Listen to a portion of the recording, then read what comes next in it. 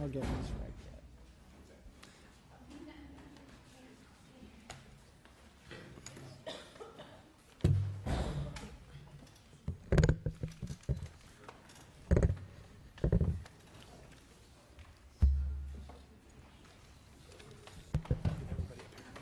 So you may start when you're ready. Thank you, Mr. Chairman and members of the committee. Last November, the California voters passed Proposition 47, which fundamentally changed the criminal sentencing structure in the state. There were significant unintended consequences that have come to light, though. Prior to Prop 47, the theft of any firearm was considered grand theft, punishable as a felony. However, Prop 47 amended the statute, and now the theft of a firearm, as long as it does not exceed $950 in value, is considered petty theft. It's like shoplifting. Considering that the average cost of a handgun in California is $495, a traditional rifle is $625, and a shotgun is $880. I'm sure that's information that you are so happy to have, Mr. Chairman. It is clear that the current law is and will be ineffective in curtailing gun theft. Prop 47 also changed the penalty for the act of knowingly receiving and or selling a stolen firearm, commonly referred to as gun trafficking. Prior law stated that this could be charged as a misdemeanor or felony. Now gun trafficking is only considered a misdemeanor so long as the value, again, does not exceed $950. So simply put, AB 150 would restore the penalties for gun trafficking and theft of a firearm to what they were prior to Prop 47. We know that criminals, or one who steals a gun is not stealing it to go duck hunting. Okay, they're stealing it probably to go people hunting or commit some other type of crime. And I think that's the type of activity we are trying to curtail in this state last time I checked. AB 150 is joint authored by Assemblyman Adam Gray, who was unfortunately not able to be here today. But is also sponsored by the California State Sheriff's Association, the California Peace Officer Association, and it has received very strong support from numerous law enforcement agencies, district attorneys, and countless individuals. Here to speak in support of AB 150 is Amador County Sheriff Martin Ryan on behalf of the California State Sheriff's Association, and Sean Hoffman on behalf of the California District Attorneys Association. And I respectfully ask for your aye vote. Thank you. Witnesses? Good morning, Chairman Quirk and members of the Assembly Public Safety Committee. My name is Martin Ryan. I am the Sheriff of Amador County and the incoming President of the California State Sheriff's Association. Our association is proud to co-sponsor this bill, which would restore the penalty provisions for the theft of a firearm that were in place prior to enactment of Prop 47, and would also restore the penalties in place prior to Prop 47 for persons who knowingly buy or receive any property knowing that that property is stolen. Under Prop 47, if the stolen property is a firearm value below $950, the penalty is only a misdemeanor, the same penalty as it would be for stealing a television. The theft of a firearm is certainly a crime where Prop 47 penalty is far too low, considering the devastating consequences of stolen firearms being sold to or otherwise obtained by the violent criminal element in our society. Stolen firearms threaten the very safety of our citizens and our law enforcement officers. According to the U.S. Bureau of Alcohol, Tobacco, Firearms, and Explosives, those that steal firearms commit violent crimes with stolen guns, transfer stolen firearms to others who commit crimes, and create an unregulated secondary market for firearms, including a market for those who are prohibited by law from possessing a gun. Stolen firearms, regardless of value, are a very real threat to our communities. A firearm valued at less than $950 is no less deadly than one valued above that amount, yet Proposition 47 says that their theft deserves a lesser punishment. This legislature has consistently and appropriately attempted to keep firearms from individuals that should not have access to them in order to protect our society. AB 150 falls squarely into that effort, and I would respectfully ask this committee to move this legislation forward. Thank you. Thank you. Next witness, Sean. Sean Hoffman on behalf of the California District Attorneys Association, also in support. Sheriff Ryan laid out the need for the bill in terms of protecting the public, so I'll keep my comments brief but want to address a point that was raised in the analysis. There seems to be a question of whether Prop 47 actually reduced the penalty for stealing a firearm, since grand theft involving a firearm remains a serious felony under 1192.7. I don't think anybody's going to dispute that grand theft of a firearm still exists, and when it does happen, it is a serious felony. However, the problem is that now, as was stated by the author and by Sheriff Ryan, theft of a firearm valued at under $950 is no longer considered grand theft. It's petty theft. It's a misdemeanor. Grand theft firearm is and has been a serious felony because stealing a gun is dangerous, not because stealing an expensive gun is dangerous. Drafters of Prop 47 have stated repeatedly that they did not intend to reduce the penalty for theft of a firearm, but unfortunately that's precisely what happened. Over the last 4 months in counties throughout California, people with prior convictions for stealing guns have been petitioning the court for resentencing or reclassification of those felonies to be misdemeanors, and courts are routinely granting those petitions. I asked a couple of counties just anecdotally what they've seen. In the last 4 months, San Diego's seen 19 of these. Kern County's seen 10. Tulsa's seen 11. So whether intentional or not, the language of Prop 47 is being interpreted in a way that makes the theft of most firearms petty theft. We believe AB 150 is a very good bill that addresses that issue, and ask for your support. Thank you. Other witnesses in support, name, association, and position. John Lovell on behalf of the California Narcotic Officers Association, California College and University Police Chiefs Association, California Association of Code Enforcement Officers, and the California Correctional Supervisors Organization, all in support. Thank you. Tim Yarnian on behalf of the Association for Los Angeles Deputy Sheriffs and Los Angeles Police Protective League, Los Angeles Deputy Probation Officers Union, AFSCME Local 685, and the Riverside Sheriffs Association, all in support of the bill, and commend the author of bringing forward a very good bill. Thank you. Go ahead. Members of the committee, Mr. President, Ed Ward with the National Rifle Association in support of the bill. Good morning, Mr. Chairman, members of the committee. Tom Sheehy on behalf of the California Police Chiefs Association in support of this measure. Thank you. Good morning, Mr. Chair, members of the committee. Tom Pedersen on behalf of the California Rifle and Pistol Association in support of the bill. Thank you. Mr. Chairman, members, Sam Paredes representing gun owners of California in strong support of this piece of legislation. Thank you. Good morning, Mr. Chair, members. Sean Rundle with the California Peace Officers Association, proud to co-sponsor and support the bill. Good morning, Mr. Chairman and members. Tim Cromartie on behalf of the League of California Cities in support of the bill.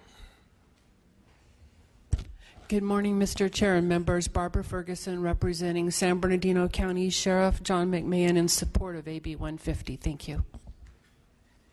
Good morning, Mr. Chair and committee members. Marla Marshall on behalf of Sheriff Bill Gore and the San Diego County Sheriff's Department in strong support.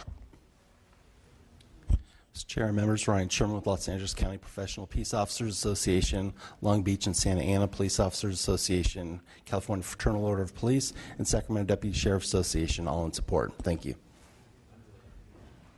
Mr. Chairman, members, Randy Perry with Aaron Reed and Associates on behalf of PORAC in full support of the bill.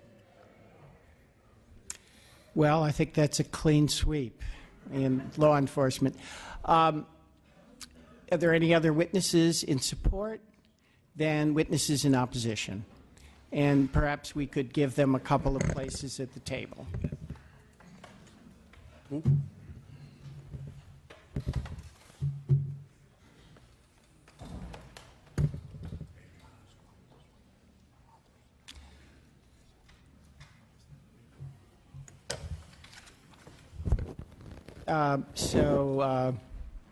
Please, two witnesses, 2 minutes each. Go ahead, Mr. Duplessis. Mr. Chairman and members, Bill Duplessis on behalf of Tide Center and also Mr. Wayne Hughes, both combination of drafters and supporters of Prop 47.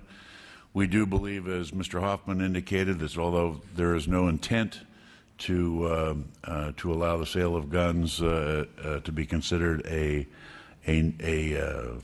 non-serious crime, we don't believe that it does do that, and in that regard, we would oppose this bill. Thank you. Thank you.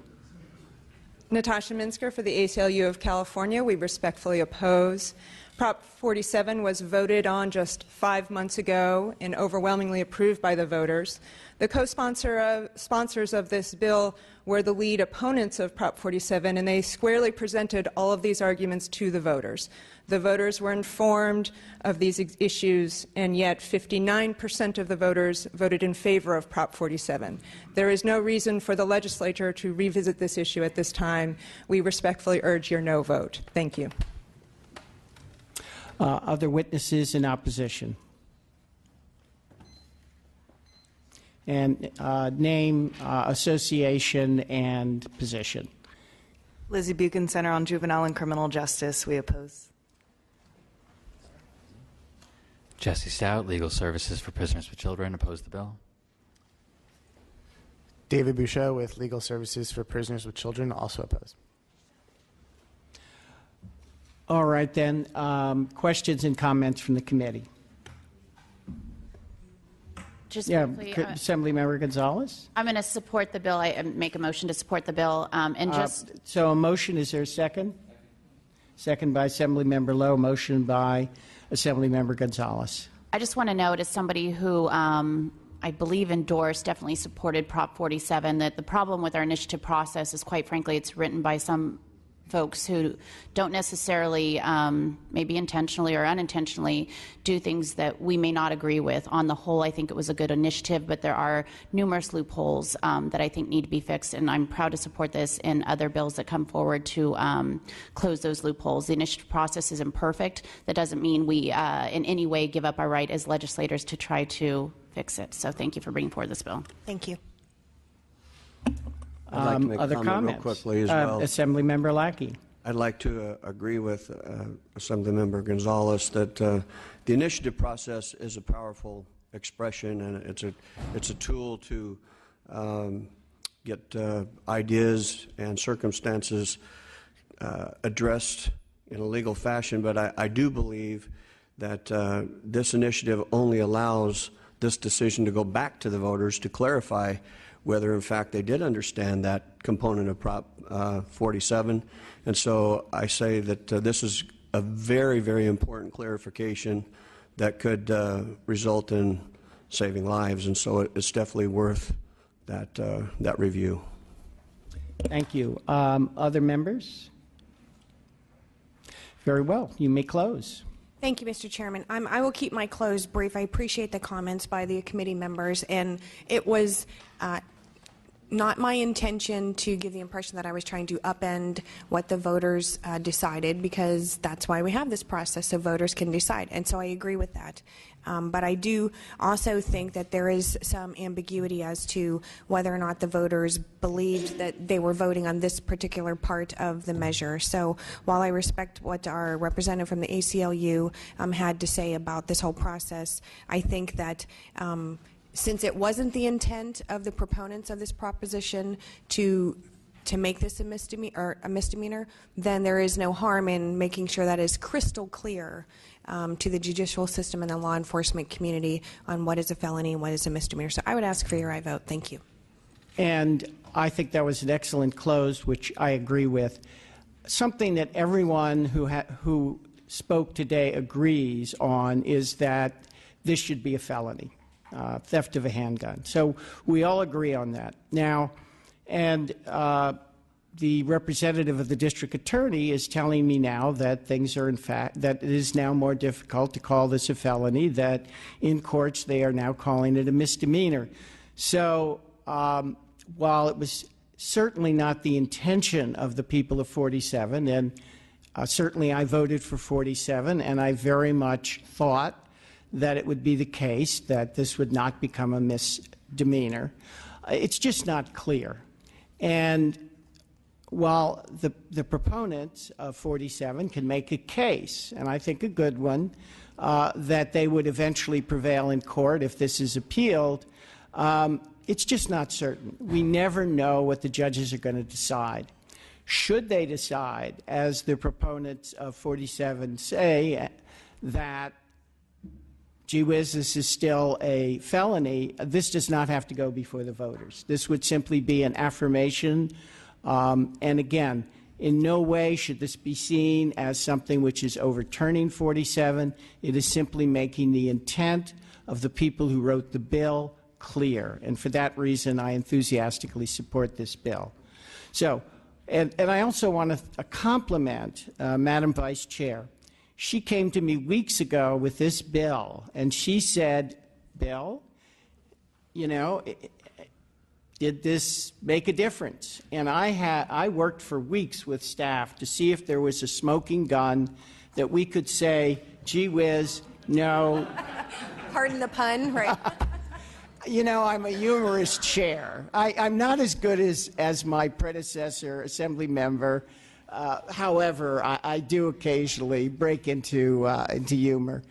I wanted to see if there was a way that we could be sure how this would be interpreted. And with the courts, you just don't know. Had the initiative been written a little differently, we wouldn't be here. But I think we're in the right place now. And again, I very much support this bill. So, having been a motion and a second, Madam Secretary, you may call the roll. Quirk. Aye. Quirk, aye. Melendez. Aye. Melendez, aye. Gonzalez. Gonzalez, aye. Jones Sawyer. Jones Sawyer, aye. Lackey. Lackey, aye. Lowe. Aye. Lowe, aye. Santiago. Santiago, aye.